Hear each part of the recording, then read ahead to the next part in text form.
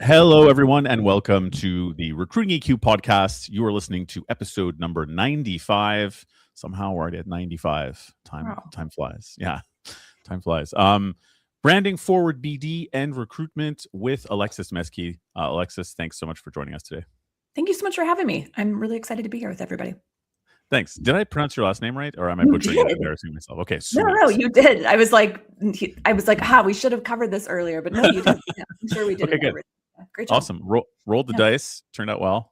Amazing. You dribble and you shoot, Alexis. You hope for the You best. did a great job. Nailed Thanks. it. Thanks. How are you doing today? I'm doing really well. I was just sharing with you earlier that we've had a really busy week. Our oldest daughter just graduated from college, and we just got back from that. And our youngest daughter is graduating from high school on Saturday. So it is a busy, intense time of year for us, but really good, beautiful things.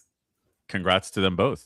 Thank you. Thank you so much. You. And to us. Yeah. Exactly. Getting your if you have a parent of kids in college, navigating some of those highs and lows in high school is no small thing. So now more than ever, which is something we can get into as well. But let's go there in a sec. But before we dive into anything, can you please tell our listeners a little bit about who you are, what you do, and what brought you here today? Yes, I'm Alexis Meschi, as you mentioned. I'm co-founder of Aura Marketing. My business partner and I, Donnie Dupton, we started Aura Marketing together. We have a marketing agency specifically for recruiters and staffing agencies.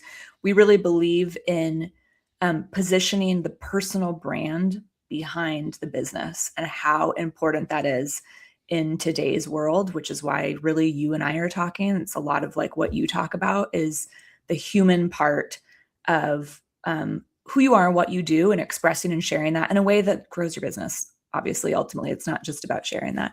So we have a done-for-you marketing agency, and we're really passionate about serving our clients and helping build their brands in that way. That's awesome. And you have an interesting background in general, right? I mean, you were a brand marketer in the past. You also were a teacher in the past. Yes. So I was in personal branding specifically for female entrepreneurs for 7 years. I did have some off male clients. Donnie was actually one of them. That's how we met. But I really found this passion for helping female entrepreneurs, specifically because of the challenges that women go through in their confidence and expressing their true selves to their audiences. So I really found passion in this niche. So I was in the branding world for female entrepreneurs for years. I also am a former high school English teacher. I did that for 10 years. I've always cared about supporting the individual human, and everything I've done has always centered around that. And, me being a betting man, as I am in terms of the job market, I would say that you have been on the right side of this argument the whole time. And chances are this is where the entire job market will go, or at least the elevated job market will go toward. Yeah. Human. I mean, again, I've been in it for a long time. I'm obviously a huge believer in that. And I absolutely believe in that, especially with, and I'm sure we're going to get into it today, the rise of artificial intelligence. The human intelligence part of it, I think, is even more important and imperative. Yes. And in our last conversation, Alexis, you mentioned something which I thought was super interesting and well put, was the human sticker. Can you give us that anecdote a bit there? Yes. I have to give a shout out to Nicole Grinnell on this one. This was all you, Nicole.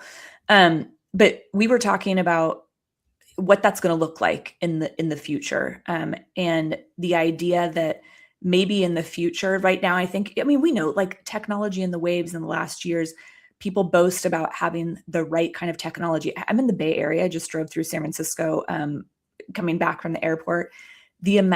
Every billboard is around artificial intelligence supporting something. Every billboard. We see this all the time. So technology and boasting about the artificial use in everything has been a significant part of our world. But the movement towards, and the idea that the human intelligence, the human sticker, like almost like an organic sticker, like the human sticker, going to be on things, and how that that might become very, very significant. We already see it becoming significant in certain things, like knowing that like if you call this number, you're going to get an actual human. I would pay so much more for that right now. I mean, I'm always hitting 0 to get to the human anyways, but like knowing that is going to be, I think, leverage. So I think that's an awesome way to put it. The human sticker. It's something that the idea has come up on this podcast way back when we started doing it. A lot of people were just wildly theorizing. Right now, 3 years later, we're already well into AI implementations. But when ChatGPT was brand new, for example, and it was the only thing that people were really using for AI, there was a lot of like talk with recruiting agencies about where AI bots were going to go. And then eventually we had the test ones and all this kind of stuff. And there are a couple of agencies, I don't know if they're still doing it. I haven't spoken to them in over a year necessarily about this, but where they were going to start 2 lines of business. And it was going to be like, if I'm in a high volume, market, we can have AI do all the phone screens for you and you'll get something faster. Or the premium services, human beings can interview the candidates. It's your choice, Mr. Customer, which is, we're already there. Like, that's crazy. Yeah, that's such an interesting, that's so interesting they were trying it out. And yeah, that's exactly it. And I would pay for the human part in most circumstances. And I think that's interesting too, specifically with recruiters and agencies, is sometimes people feel the need to boast about using specific tools that they have. And like, it's so, I don't know when that's a flex. Like ultimately, I really don't. Like ultimately people want the best solution for their problems and to trust that somebody is overseeing that. And a lot of that comes down to how the human is handling it. Like we don't care about the tools you're using as much as like, how are you managing and handling that? So I hear you totally, actually. And so speaking to recruiting agencies as well for a living, as we both do, right? It's like, you see, I don't understand why having a certain piece of technology is a value proposition. It can, people may be curious about your tech stack. That makes sense. But how is that your value proposition? Because if the tool is doing the work, why doesn't your client just buy the tool and not hire you? I talk with people about this all the time. Like when I'm talking to prospects and they're like, again, flexing these things. And I'm like, why does that? Oh, and I think that this is where marketing goes bad in general. But I mean, people think that their target audience cares about the process. They care about the outcome. Like, yes, we don't need to know the process. Like if I go to a restaurant, I don't want to know this is a little bit different. I don't want to know every single thing in I want to experience the end result, and I want it to be masterful. Then I may want to know a little bit about the process, but I want to experience the end result first. So yeah, I've never understood that either. I think restaurant's a really interesting analogy though too, because sometimes people will be really attracted to the restaurant because of the chef, right? But it's the human, which is interesting, right? Like the human has a flair. Yeah.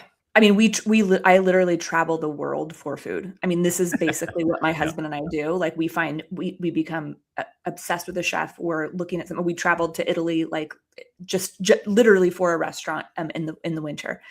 What did that chef do? They built a brand around what they do. They did not just like, oh, I have this incredible pasta dish. They have built a brand and a culture around who they are. Like nothing embodies kind of what we're talking about more than that. So good example. Yeah, no, that's great. That is great. Yeah. So let's get back to your story in particular. I love the idea that the teaching, for me, it seems, I keep hearing people who've come from teaching since COVID in particular, who've gone into the recruiting space, either as a vendor or to like run a recruiting company or whatever else, seem to be one of the big indicators that people have noticed are successful with recruiters. Why do you think that is from your experience? Like, do you feel like a lot of the things you perhaps learned about people or whatever as a teacher are relevant when you're speaking to recruiting agencies? That's a great question. I think that one of the things with teaching specifically is you learn about multiple personalities and clientele. In teaching, it's very interesting. Like it's not, I have my admin that I have to answer to. I have to work with colleagues as teachers. I have to answer to parents and students. That is like the most massive range of clientele. Like, truly, like, I cannot express to you like how hard that is to answer to everybody and attempt to, make everybody happy. In addition to just educating. I mean, that's the business of like taking care of the human, and then there's like the content part of it. Mhm. And I think that, yeah, that's probably what teaching really trains most people to do really well, is to serve multiple needs, multiple clients, um, dealing with, again, the product, the education, Yeah. and the emotional intelligence and support of everybody. Yeah, you learn a lot. You really learn a lot.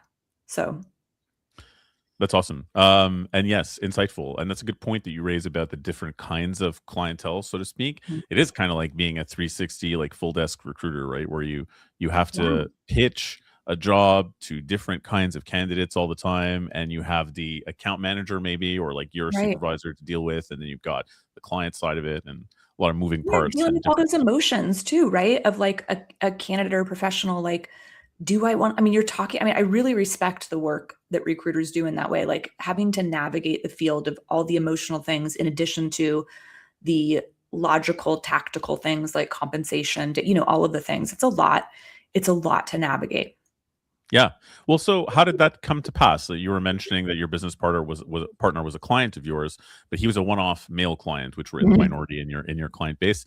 How Yes. did that come to be in the first place, and why did you guys decide to go to market this to recruiting companies? So Donnie had been working with recruiters for 7 years before I joined him at all. So Donnie's been working in the recruiting space forever. I was, again, working with a range of clients. He was one of my clients for doing branding work, and we just really hit it off in regards to how we worked together, the way our brains worked. And he was teaching recruiters and staffing agencies how to build their brands. So he was doing a like, here's how you do it, and then supporting them. And he had this idea for a done for you for the people that didn't want to learn how. They didn't want to spend months doing courses and implementing new things. And because we worked so well together, he kind of pitched me the idea. He's like, what if you take what you're doing with your branding and come here and we start this other sect where we do done for you for recruiters? And ultimately, it was that easy. And we just we work so well together. We partner with we pair different parts of our skills with our clients and our business.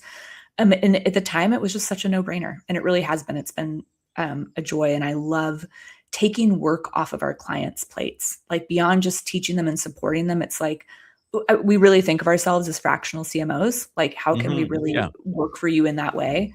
And that's really what we do. We have an incredible team as well that like does such amazing work. And it's a joy to work with them and use our team with our clients as well. Yeah, that's awesome. I believe you have an all-female team, or maybe that's not a We thing anymore. do. Yeah. We do. And we actually just had to do some hiring. And there was a couple males, and I'm like, this is going to be so strange, but this person's so good. But ultimately, we ended up picking females, so we are still an all-female team. Yes. There you go. Yeah. Amazing. Yeah. So how have you what do you feel the key differences are? Maybe they're just time related because things have changed so much between AI and COVID or whatever else. But how do you feel things are different from when you were doing the brand marketing and personal Mhm. brand marketing for female CEOs from moving to recruiting companies now? Um, Or are they very similar? one of one of the things that I think is similar, it's not just similar, it's still exactly the same, is the hesitation that people have about being the face of their brand. What has not changed across industries, across age, race, uh, you know, everything experience is ultimately an insecurity in being the face of your brand. And I thought that this was a really female specific problem when I was working with women, and I realized that it's universal. Really? There's been, yeah, like it's not, and I thought maybe like, well, maybe if you make over a million, over 5 million. Like I kept thinking like maybe it's just, or like you've been in the industry for 20 years that and it's not. Like I rarely talk with somebody that doesn't have something that's pulling them back. And I realize that's such a part of human nature and vulnerability. Hmm. Um, and so that has always been like, honestly, Rick, that's like the deeper work I feel of what I do. I don't market that. Like I don't talk about it, but Yeah. like when I get to talk with people, that's really like my deeper purpose and mission is supporting people and feeling um, confident in who they are and how they support others. So that has not changed at all. The ways and modalities in what is working is shifting, has shifted a lot, right? So like I remember thinking 7-10 years ago, email marketing was new. It was significant. Like you could get so much traction in business that way, you know. And then in the last, I'd say up till about 2 years ago, it got so spammy, right? And Yeah, we feel no, like it wasn't absolutely. working at all. Now you kind of have to go back to some email. Like there's just constantly this flux of what works and what doesn't work, and like something that may feel outdated, but then it comes back in, and really having to pay attention to those kind of trends and how people are responding. And the other thing I think that hasn't changed, but that people always get wrong, is needing to keep their marketing and their branding focused on their target market. Hmm. While yes, personal branding is about you, it's really about your target market and your target audience. And when people get wrong is when they put themselves at the center in order to just draw, I don't want to say draw attention to themselves, but they're focusing on the eye, on the process, on the tools, on those things, as opposed to like, but what does your ideal client actually care about? Yes. And people, I mean, no, this is a really hard one to get right and to wrap your brain around. It's always about serving your target market. So those are some observations. Yeah, that's fascinating. I have like 700 questions. I'm Okay. basically made of questions right now, but obviously you're not going to give away the whole secret sauce on this anyway, which Yes. is more of a teaser for people to contact you. But Yeah. okay, so two things. One that I find very interesting before I forget it is one of my hobbies in life, because I'm a giant nerd apparently, was relational psychotherapy. I wanted to become a therapist. Wow. Okay. Yeah, I wanted to become a therapist at some point, and then COVID happened, and here we are. So there was this thing that came up in relational psychotherapy, which is called 1 + 1 = 3. And they borrowed that 1 + 1 = 3 idea from marketing design, from Hmm. marketing design. And the idea is when you have two lines and a space between them, there's really three lines, right? The space looks like a Hmm. line as well. So it's like when you're doing design, you don't realize that two things actually to the eye create three things. Something brand Hmm. new is created, even though there's only two things meeting but not touching. Hmm. And they use that idea to describe a relationship. So, like when you have a relationship, there are two things that are bringing something to the table, but there's this third invisible thing that's created that is the relationship. And it consequently changes the whole picture. And I feel like that's what you're describing here, right? Like when you meet somebody, they may have a picture in their head of what they think their marketing is going to be, but you can see that they're really apprehensive about certain things. And by doing that deeper work to get them comfortable enough to share more of themselves and be Hmm. vulnerable, they're different now. They Hmm. want different things. So you're not going to get that with AI. AI is not going to change you. It can do what Yeah. you want, but what you want can change through a business relationship, even like what you're describing, you know? Absolutely. I mean, you yeah, I mean, you said that so well. I mean, it's really about like when you're talking about why do people boast about the tools because we think that that's the thing, Yeah, right? And really when we can kind of identify the gaps, and we of course we use a framework, like we know what we're talking about in marketing and what works and all that kind of stuff, but for it's sure. still always designing it around the human and the experience. And that's what creates the unique positioning, the unique value proposition, the UVP, right? And figuring that out for each person. And that's not like, I just want to be very clear. I'm always hesitant when I talk about this. It's not about sharing everything about your life and like having Yes. LinkedIn be this, like, that is not at all what we're talking about. I mean, at all. But it's about human connection. I mean, one of the things, interestingly enough, in the recent algorithm report that came out like 3 weeks ago, it's a 200-page report. And the highest performing content, but the most underutilized subject content area was parenting. And like, we're not here on LinkedIn as professionals to talk about parenting all the time, but it found that almost everybody, the majority of people on LinkedIn are parents or have parents, right? Right. So that's everybody. Fair. And so it's like one of the most common topics, and it gets people interested and engaged. And yet people think like, well, I would never. And I'm not saying like me talking to you about my kids just graduated and my other one's graduating, right? Sharing Yes. parts that like build human connection with other humans, become that web and the network. And again, those are the things that build the sticking points and ultimately create your brand. Yeah, I think that's a really good point. And it is I want to say a fine line. I think it's a super It is. blurry, giant, amorphous gray area of God knows what, to Yeah. try to figure out what are the parts that you should share, what are the parts that are interesting, what are the parts that are too personal. How do you Yeah. make, you know what I mean?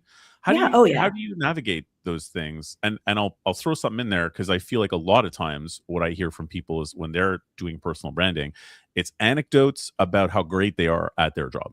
So Mm, it's very me in terms of what they're saying, but they think if I demonstrate that I'm successful, then yeah. people will want to work with me.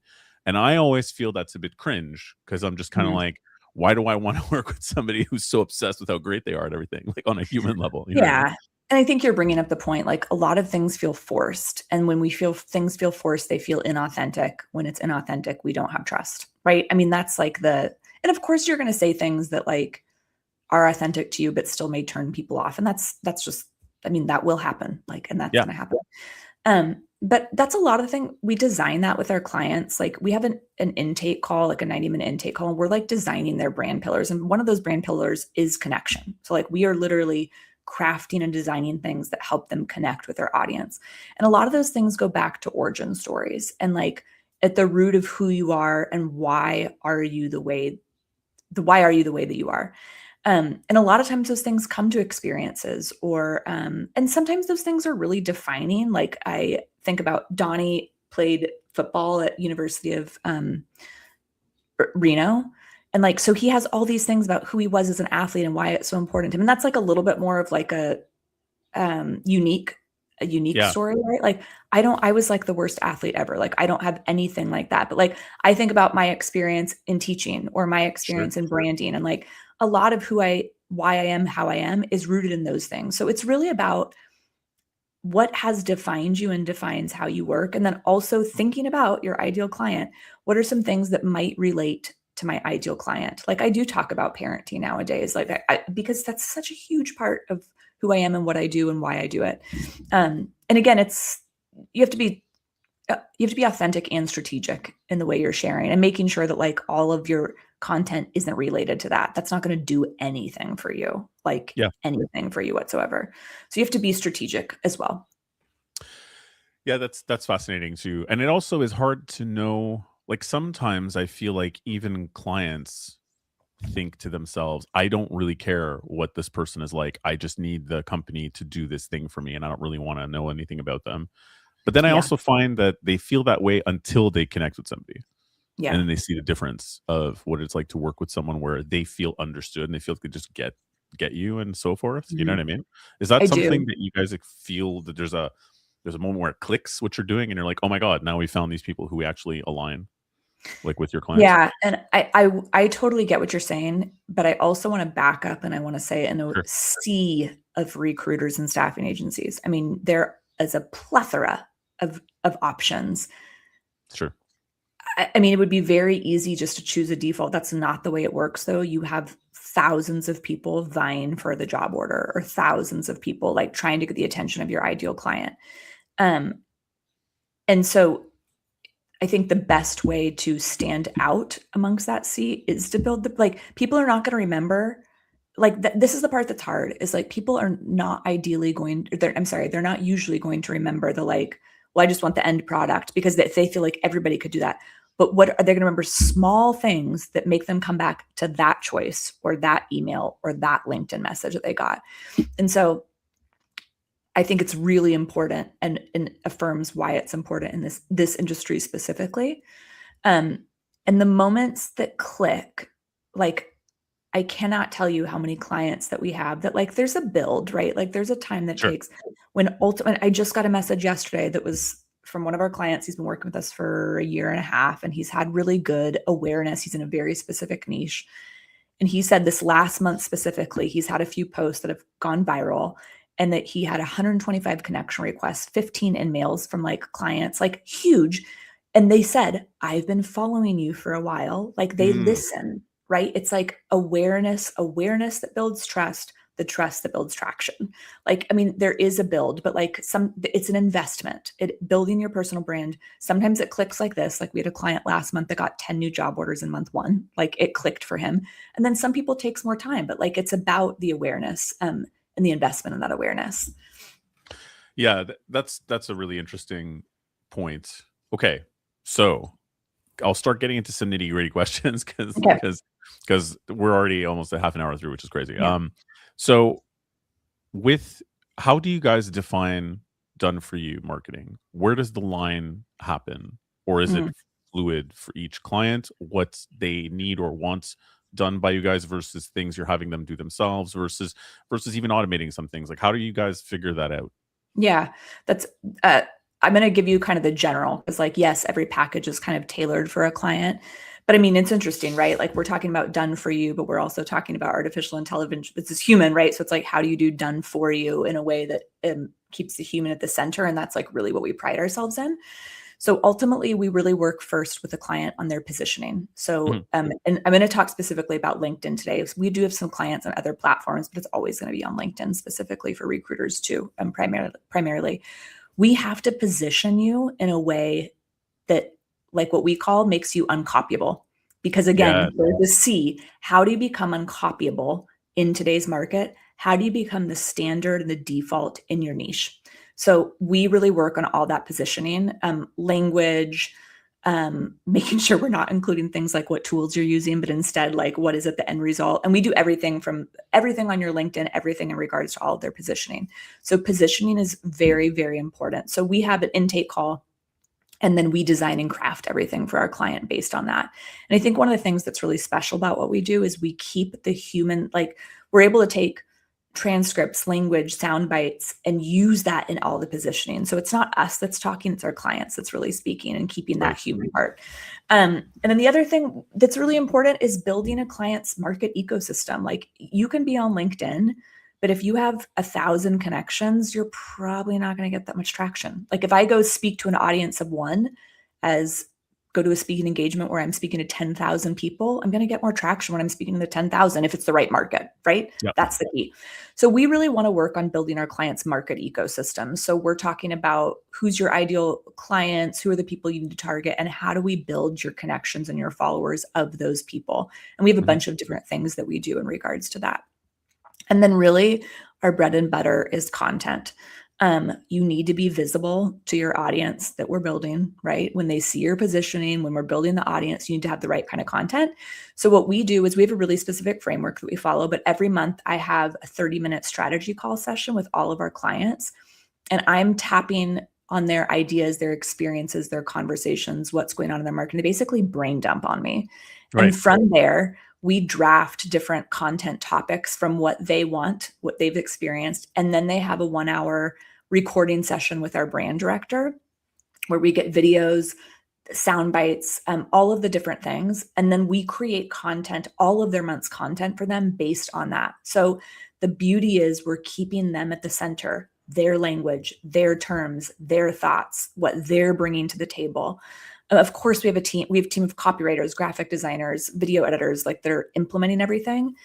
But it's really about you. And then, of course, we're using best practices, right? Like we need to make sure we're structuring posts the right way. So we get to fuse that with them, making sure it really is done for you. And then we have many things that we're doing to follow up, different email things that we create for them, talking with them about follow up. Like you have to have a great follow up strategy. Yeah, for sure.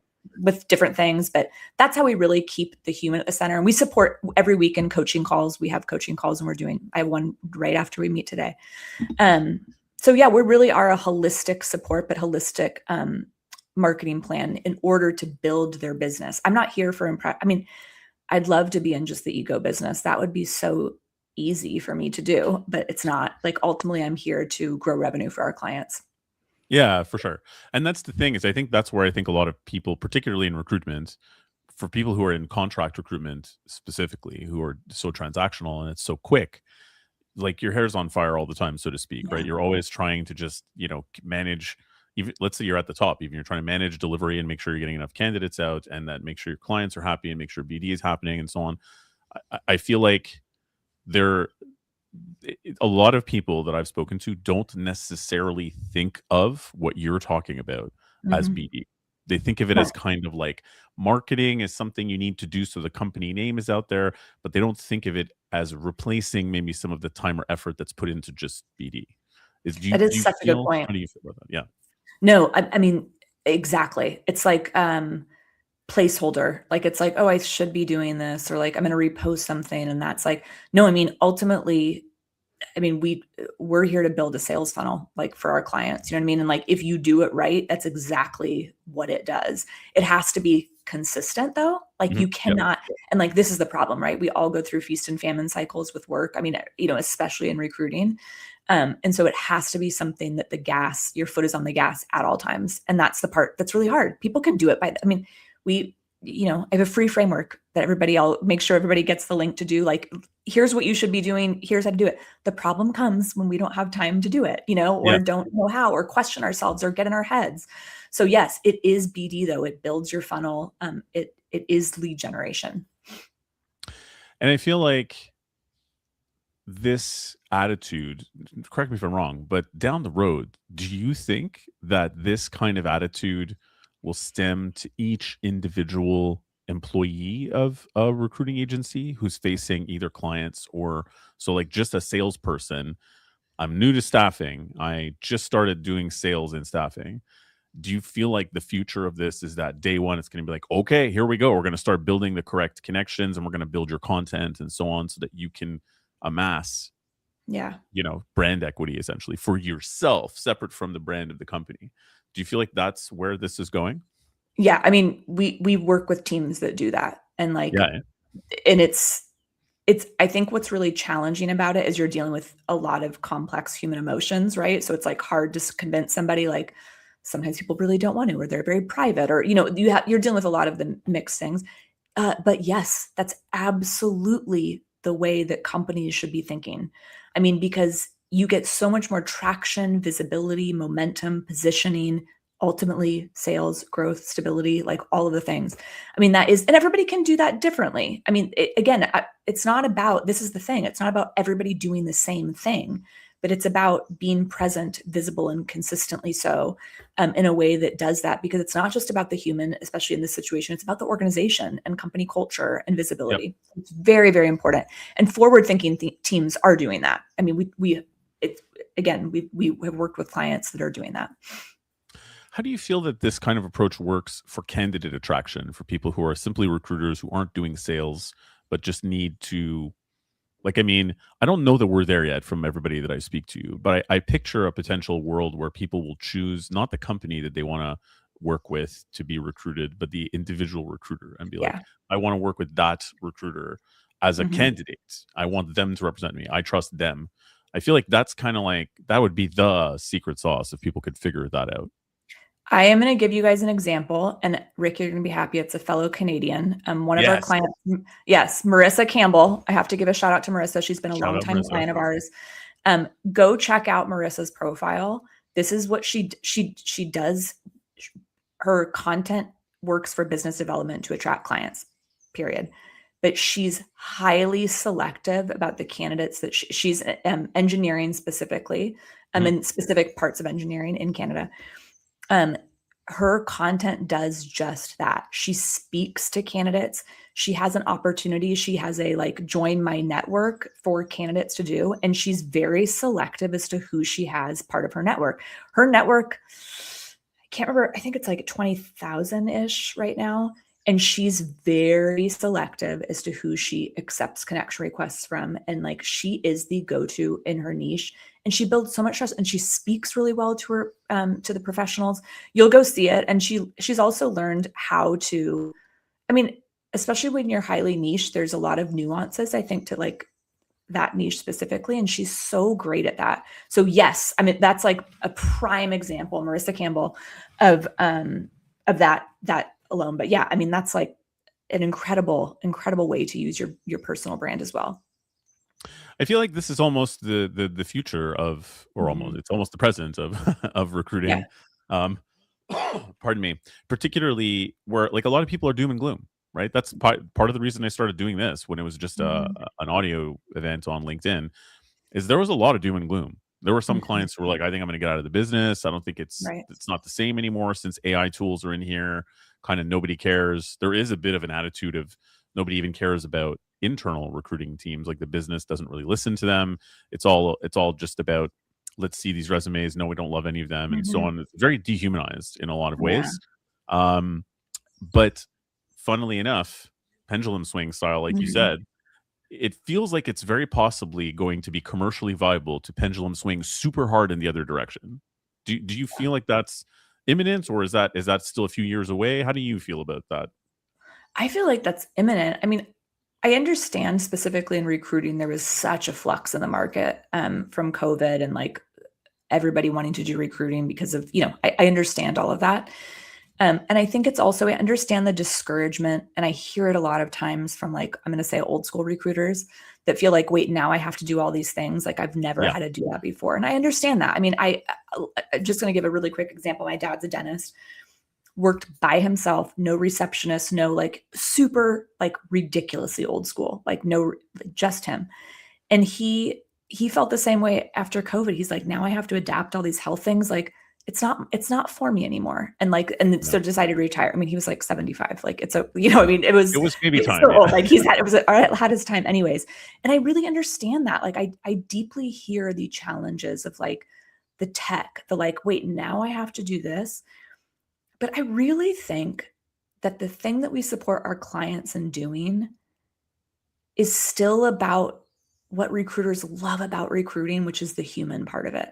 Mhm. And I think that that's like the really beautiful thing. And sometimes it's just a mindset shift of like, okay, I'm just doing that in a different way. I'm not going into offices anymore and taking people out to lunch in the same way and meeting people. And like, I'm not cold calling and having these conversations and I'm not saying you're not doing any of that. Sure, sure. It's different. It's just a way to project that kind of, I always think of it as like putting your hand out at a meet and greet. Like that is what good content should be doing, is like really extending an invitation for personal connection. And I don't only mean talking about personal things. And it's just a little bit about shifting how you're doing it and the way you're doing it. And I get that that's where it's overwhelming oftentimes. That's obviously why we're here to help. Um, but I think it's right there, and it's really just a mindset shift. It's not about brand new. It's just some new approaches. Yeah, very well said. Very well said. So you've been doing this, obviously, this branding thing for a long while, and now with recruitment as well. Mhm. What are some pet peeves or like things you see that are popular that you're just like, oh my god, this is horrible? Like, what are some of the don'ts that you're seeing out there that are just you need to bring people away from? Oh gosh. Okay. Don't number one is highly produced AI photos of yourself. Oh I yeah, This is like one of my major pet peeves. And again, I think because being in the branding and marketing world for so long, like I hate when I see like an image that somebody's put of them. Like it's not just airbrush. Like you can just tell it's like a full on, and not like not trying to be funny and fun, like the one that they're trying to represent themselves. I just feel like that weakens trust like nobody's business. And maybe this is just a personal pet peeve of mine, but you asked no, it, I so hear I'm you. telling you. Like I hate that and then you meet them and you're like, "I'm sorry, this doesn't look anything like you." Like what? Like what? Like it just like makes me weaken trust. Like I can't stand that. And like it's so the you're trying to be human, but like I can't stand that. That's my number one ick thing that I Yeah. cannot stand in the industry right now. Or I guess in social media right now. Um, Number two is forced content that's personal to professional. So like, Hmm. um, you know, I just my daughter just graduated from college and yada yada. And that's why it's like marketing. Like these like forced, like it's Yeah. just like I think that it's so inauthentic. Like, why can't we just I can't stand that. I think it's really annoying and frustrating. I don't think it does anything um to build your growth and authority. Um, and I think like another thing too is an elitist attitude towards your niche. Like I Mm. talk with a lot of people that are like, no, no, no, you don't get it. Like my market, they will not respond to that type of thing. And I'm just like, like they were like, no, that's not going to work with. And I respect people's um knowledge of their market, Sure. but they also don't understand marketing. And so it's interesting. It's a very like a lot of times I have to educate a lot on like no on different things that like no this does work 'cause this is human nature. Yeah, yeah, yeah. So those are my top 3 right now. I could go on and on, but I will leave it there for you so I don't just continue to rant. No, I think that those are fantastic. And yeah, like I totally hear you on the. My impression is that a lot of people deal with their market in recruitment from a sales perspective in a pretty safe way compared to when I used to work in tech sales. So I worked for a California tech sales company called PC Mall, Mac Mall, back when Steve Jobs was out of Apple for a brief period just before he came back and Mhm. started the iPod. This is how old I am. I'm just dating myself now. So that was, and it was not my first job. Mhm. I was working there for a few years. They had an office in Montreal where I was living, and there it's like it was too personal. It was like the early Mhm. 2000s. There was no such thing as PC type of stuff. People are Yeah. swearing on the phone. They're inviting their clients to strip clubs and whatever. That's just what it was to be in tech sales at the time. Mhm. Mhm. Um, but whatever. It was just the whole thing. In recruitment, I find that there's this attitude, and you let me know if I'm nuts here, but there's this attitude often of like my company is just a portal for you guys. The Mhm. humans are not part of the value. It's not a value added experience. Mhm. You're a candidate. I have jobs for you. You know what I mean? You're a client. I have candidates for you. The Mhm. only thing you need to know about me is that I have candidates for you. How quickly will I Mhm. have them? How well vetted are they? And that's it. You don't need to know a damn thing about me. And the more we can keep me out of it, the better the relationship, which Mhm. feels weird to me coming from that other environment and coming from the music business like I was before, where it was the opposite almost. Like, who Right. cares about work at all? Let's go get wasted, like it's Yeah, yeah. let's go to the bar as Yeah, clients yeah. and not talk about work and talk about sports and music and whatever. But do you feel that in recruitment that they don't necessarily even see that like that there are a lot of people who don't see the human as being a value add to get Mhm. that candidate or vice versa to get that job if they're a recruiter in the first place, that you're Mhm. having to sort of bring them to a place where they feel like that's okay? Yeah. So I'll be really honest with you. I think that I've attracted an audience and Mhm. attracted clients that really still care about the human experience, which Yeah, it is makes like you in like but now that you're saying that, I'm like realizing how incredible that is because yeah. I know that. Like I know that and my clients and people I talk to talk about recruiting and that like you wouldn't believe the people that like exactly like what you're saying. And I feel so fortunate that I'm not, that's not my experience at all. Like, which is really cool. Like, that Yeah, makes me that's so, extremely cool. like, I'm like, oh, that's so neat. Because the clients that we have, the people that I talk to, people that obviously at some point want to get on the phone with me because they understand my brand and what we've done, like, really, really care about the human and the human experience a lot, which is, as you're affirming, rare.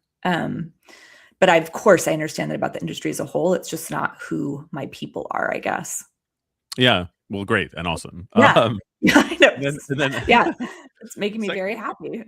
yeah, no, and good for you. Yeah. Because I do think that's where this is all going. I think Yeah. that everybody needs to get on that train. The other question too is about something you had said about the elitism toward the market, like toward the Mhm. people's market.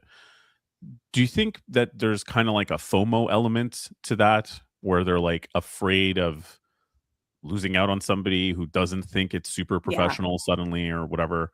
How big a part do you think FOMO plays in people's minds that you're dealing with and bringing It's along really this? significant, and I don't know if it's okay, I don't trying to think of another word for it. It's like fear of pissing people off Yeah, more yeah, than sure, like yeah. fear of missing out. FOPO? FOPO, yeah, for sure. Fear FOPO. of pissing off, Yeah. yeah. Yeah. It's like, "Oh, I could not like, if someone gets this message and I, missaid it, then I'm" and it's like, "Oh my gosh, I understand." And yet it's like, but if you have 5 responses or 5 things that are but you have this one, like, isn't that a it's just so that's very significant across the board. It's a lot of hesitation that everything needs to still be manual, high touch, um, and I just don't think yeah, it's not the I understand, but it's not the way anymore. And like that's another thing that happens in content, right? People are so worried about saying something that would offend somebody. Like where I'm talking to you, right? Like what are my pet peeves in the industry? It would be very easy to be like, I don't want to upset anybody, so I'm just going to say this. That's true, Make yeah. sure that everybody's happy because like then I don't want to piss someone off. But like that's not where leadership and authenticity comes in at all. Like you Right. have to be, and I don't mean aggressive, but like you have to be honest and transparent, or else you just become the noise in the market. And so people are so worried, even in their content, about upsetting somebody or saying something wrong or unappealing, that they stay so vanilla that they don't get business, or it doesn't do anything to grow or actually get business. Again, it's not saying that you have to say polarizing, aggressive things when Sure. that's not your nature, but for some people that is kind of their nature, and that's where we have to design the brand intentionally. That's an interesting one too, now that you've mentioned that. Are there a lot of people who think that differentiation means hot takes? Like hot takes are massive in social media. You have Subway Mhm. Takes, the show, right, which has just reached X number of million viewers or Mhm. whatever, and that guy's become a giant star who's like interviewing Charlize Theron and whatever on the friggin' subway in New York. I Mm. don't know if you checked this out, but No, I haven't. No. show called Subway Takes. It's just a web show. This guy was like Okay. an editor for TV shows forever, and now he's become a YouTube celebrity. And he gets Wow. celebrity guests to sit on the subway with him in New York and It's do just amazing. talk about hot takes. So the Mhm. hot takes thing has become huge, right? What can Mhm. you say that's going to be polarizing? And it's clear from that show that this has become a thing. It's like, where are you going to say something that it's not racist, but it gets pretty close? It's not Mhm. sexist, but it gets pretty close. It's not Mhm. too violent or dark, but we're going to get as close as we can. And I feel Mhm. like that's a big thing in social media, even with business owners. The hot takes thing, like, all these people are idiots, or like the really inflammatory kind of thing. Right. Do you get a lot of that from your clients, that they're coming in thinking that that's what you mean even? No. I think most recruiters that I've talked to are I have to draw out the hot takes more than Okay. and I don't mean those kind of hot takes, because like ultimately in general, people still are professionals in this area, and like Right. you're not gonna build your business on that. Like unless you're just wanting to go viral and get like we're not your people for that, right? But usually people are worried about saying anything controversial, Right. let alone and I mean, and that's the thing that's interesting is like, I mean, even let's take the example of a hot take. Like, I may word that differently. Like, what's going on in your industry that really bothers you? That we Mhm. can. It is like really hard. Like, well, I don't want to say this, and I did, and I'm like, no, but like, or like, I don't have anything to say. So it's oftentimes for my clients about identifying those hot takes for them, and again, not I don't want anybody to think like not in a way that offends your audience at Right. all, but also positions you as a leader, right? Like I talk about marketing things that I think are good, are bad in the industry because that's what leaders do. You can't be a leader. You can't be positioned that way unless you have opinions and thoughts and share them with your audience. So yeah, but most people are a lot more timid to do that, at least that I've worked with.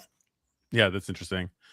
How do you guys combat what I feel from having spoken to various different sort of like SEO people in the past, and people who are sort of, designing LinkedIn posts and publishing things on LinkedIn about how the algorithm favors different posts and stuff. I would love your perspective on this, because it feels like the text driven posts for a couple of years, the only thing that was pushing out from the algorithm was what I would consider pretty bad copy, right? It's like an inflammatory statement that cuts off a little and then skips 4 lines so that Mhm, you have to see more, because that, if people click see more, then it helps the algorithm. It was like a hack, right? Of mhm, like, oh, if you do it this way, mhm. and then if you have small sentences with this kind of snarky tone that seems like it's going to be like a takedown of somebody or whatever, and it never really is, because you can't go too inflammatory. But then it's like, and that's why resilience is important or whatever, and they were all in exactly the same format, and it worked like a Yeah. charm. You'd get like 16,000, 50,000.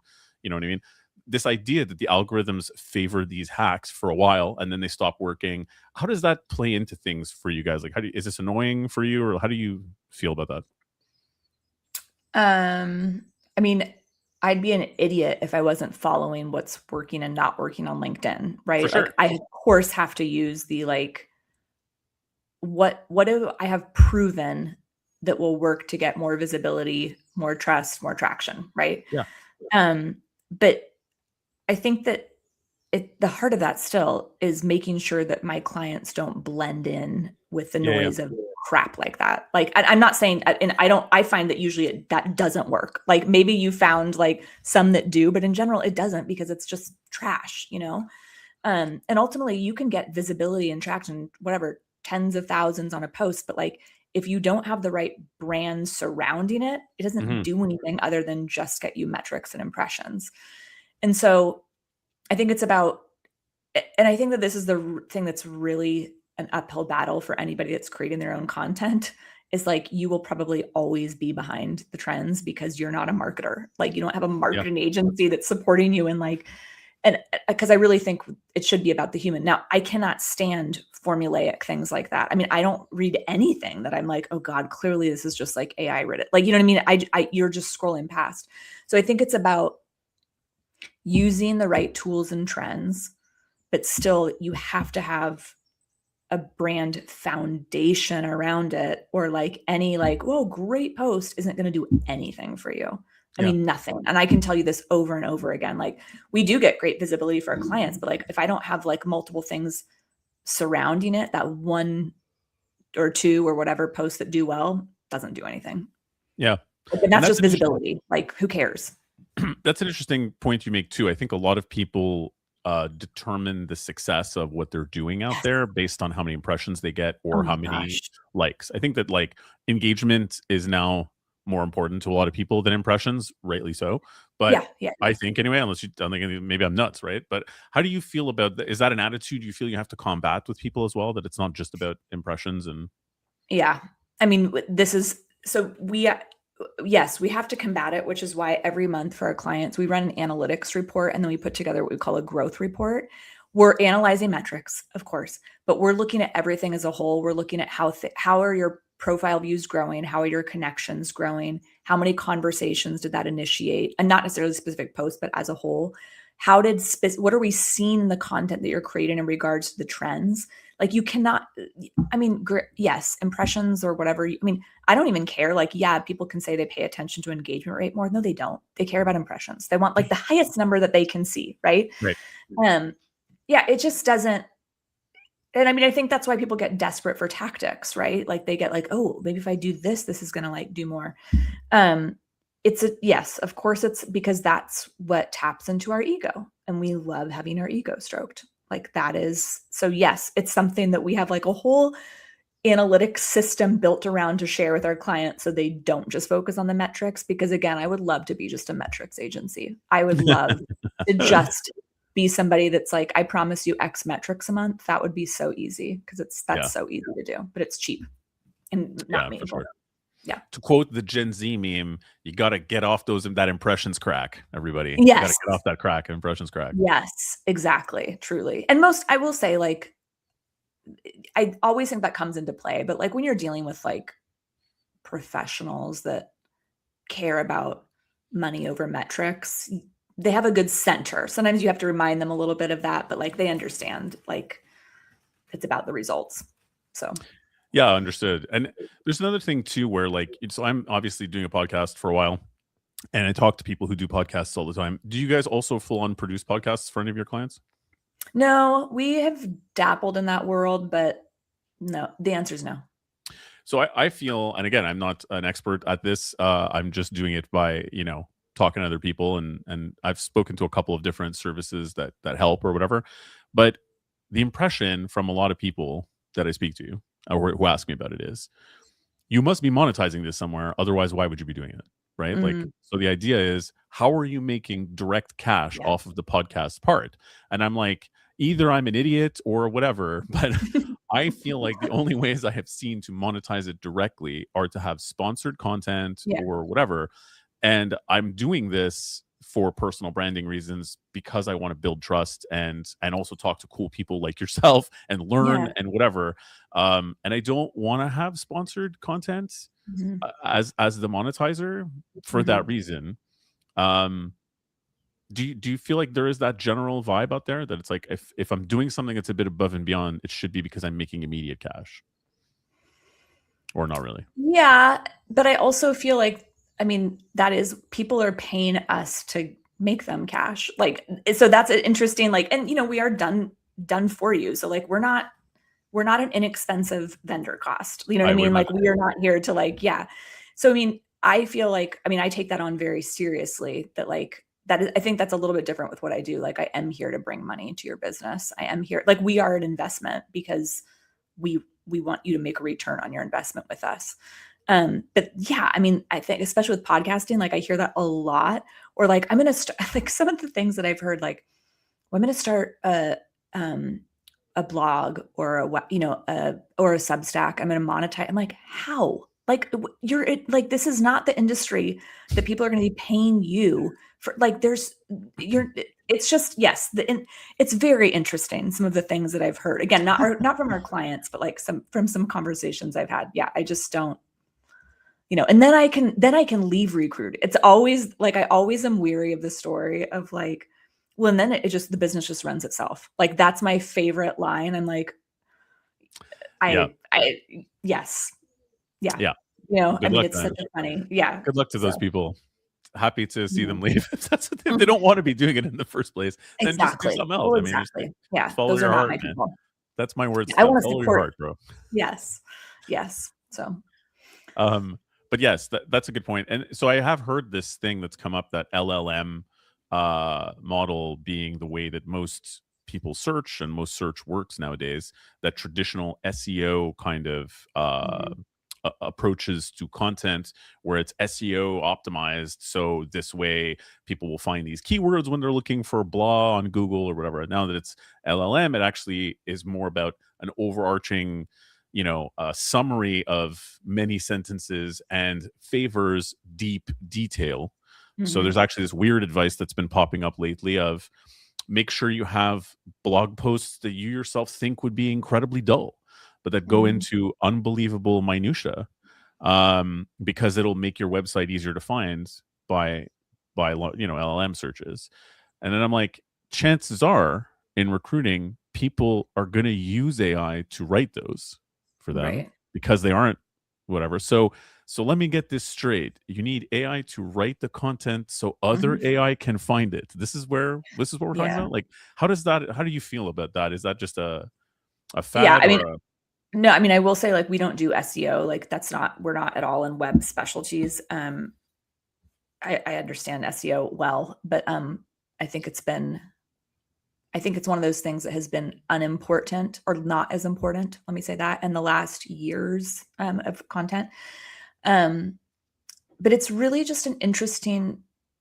It's just, honestly, when we talk about this is the thing where I'm like, no wonder business owners are overwhelmed, right? Like, it's like, that's because it completely lacks authenticity. Like, yeah, there's nothing like, and yet our attention span as humans is decreasing so rapidly. Nobody's actually going to consume that.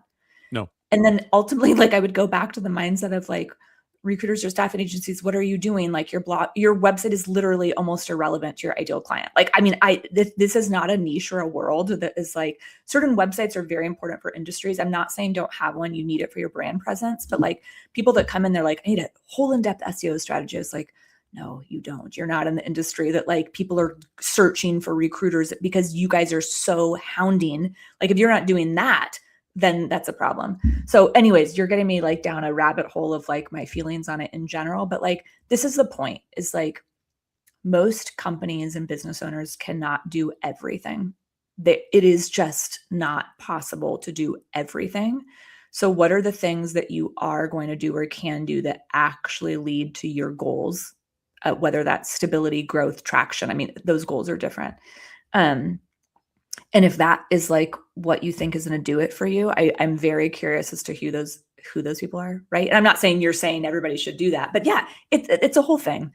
And this is the thing that I think is really frustrating, and why I go back to the human part of the experience and the brand, because ultimately I think that's a thing that is going to and does win out. yeah.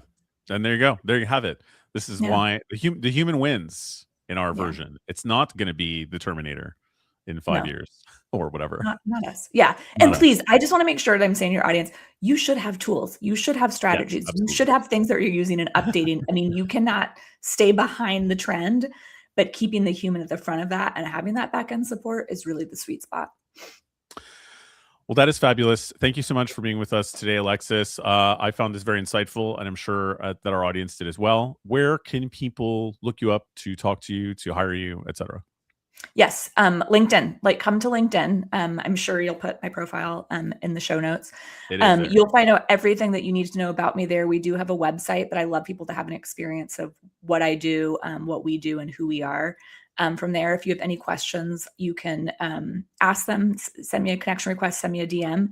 And then we also have a free guide and a free resource on how to become uncopyable in your niche. I can give that to you as well to put in your show notes that you guys can download. It's a whole comprehensive guide to positioning, market ecosystem, your content, so you can implement some of these tools and strategies on your own. I would love to see that myself. So yes, we'll definitely put it up there. Okay. Thanks a lot, Alexis. And for Yeah. anybody who's missing this or just seeing this online and you'd like to listen to it as a podcast, you can do that anywhere you find your podcasts. In fact, if you try to and you cannot find Recruiting EQ where you find your podcasts, DM me and I will fix that for you. Thanks again. This has been Recruiting EQ episode number 95. Thanks, Alexis. Thanks for having me.